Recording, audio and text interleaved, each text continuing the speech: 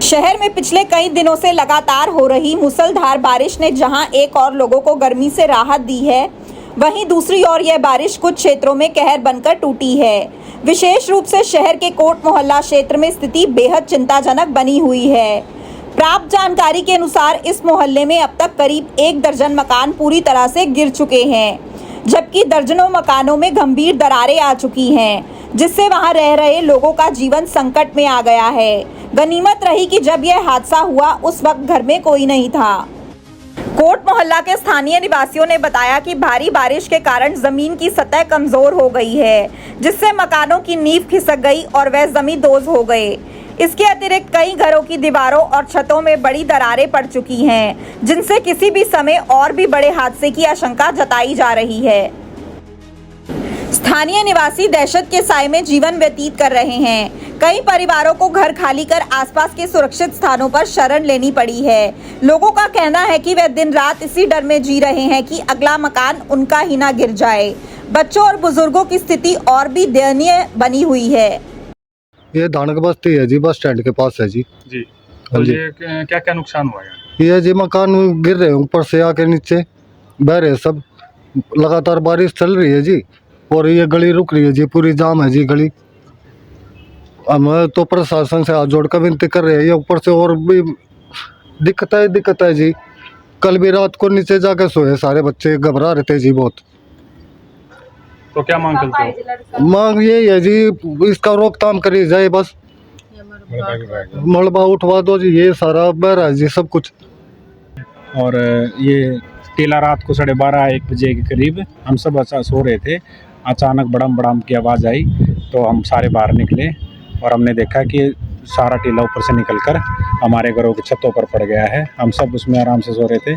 शुक्र है लेंटर थे नीचे, जिसकी वजह से हमारी जान बच गई।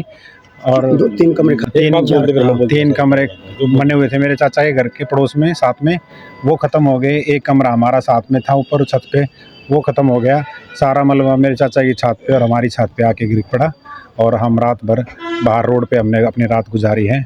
हमारी प्रशासन से यह दरख्वास्त है कि प्रशासन इस पर कोई कार्रवाई करे, इसमें कंक्रीट की स्ट्रॉन्ग सरियों के साथ एक दीवार बनाए ऊंची, ताकि ये टीला रुक जाए और हमारे घरों की जान माल के नुकसान होने से आगे भविष्य में बचाई हो सके। ये सुरेश सन ऑफ केदार सिंह का मकान है नीचे, इसके ऊपर टीला वार्ड नंबर 2 के अंदर, और बहुत भारी मात्रा में ऊपर कोर्ट पे बना हुआ है मकान, उसके मकान के ऊपर गिर गया। और मकान के ऊपर गिरने के बाद पूरा इसका मकान तहस नहस ढह गया पूरा। और आपने देखा भी सारा का सारा अभी। तो मेरी तो ये अपील है प्रशासन से कि तुरंत जो राहत मिल सकती है। अभी मलबा सारा का सारा घर के ऊपर गिरा हुआ है, कम से कम 30-40 ट्रेली इसके ऊपर मलबा है। इस मलबे को उठवाने का तुरंत जो है योगदान करे, कार्रवाई करे निगम भी, सोनीपत भी। और उसके बाद में जो भी राहत होती है इसके अंदर, जैसे भाई ने विजय ने बताया कि कंक्रीट की दीवार पूरे इसके ऊपर टीले के ऊपर जहाँ कच्चा है वहाँ बनाई जाए तो इनको बहुत बड़ी राहत मिल सकती है, इनकी जान माल की सुरक्षा हो सकती है। तो यहाँ जैसे लगातार बारिश हो रही है, कितने मकान गिरे हैं? यहाँ पे कम से कम जो है 10-11 जगह पे मकान गिरे हैं। चार तो मकान ही गिर गए ऊपर से नीचे, पूरे बने हुए मकान थे, अच्छी कंडीशन के मकान थे। 4 मकान गिर गए और 6-7 जगह ऐसी मिट्टी गिरी है घरों के ऊपर जो क्षतिग्रस्त हुए हैं, डैमेज हुए हैं मकान। तो ये और भी खतरा है मकानों को? बिल्कुल खतरा है, जैसे बारिश चलती रही तो ये और भी। अभी तो चलो मकानों को खतरा है, लेकिन आने वाले समय कुछ नहीं कर सकते, जान माल का भी नुकसान होता है, क्योंकि नीचे ही मकानों में घरों में ही रहते हैं सारे, और ऊपर जो टीले के ऊपर मकान उनके ऊपर रहते हैं। मेरा नाम सुल्तान है जी। क्या नुकसान हुआ है, कैसे? मेरा नुकसान हुआ जी, मेरे बच्चे दबके हो गए, MC ने निकाले रात को बाहर। हाँ जी, सारे बच्चे बाहर निकाले, हम बाहर रात को बाहर सोए सारे बारिश में ही। 3 बजे तक हाँ, दोनों घर टपकते हैं जी मेरे। हाँ जी, कड़ियों का मकान है और बहुत परेशानी है जी। क्या मांग करते हो? है जी, क्या मांग आपकी? मेरा मकान बन जाए जी। कॉलोनी वासियों ने प्रशासन से गुहार लगाई है कि स्थिति की गंभीरता को समझते हुए तुरंत राहत और बचाव कार्य प्रारंभ किया जाए।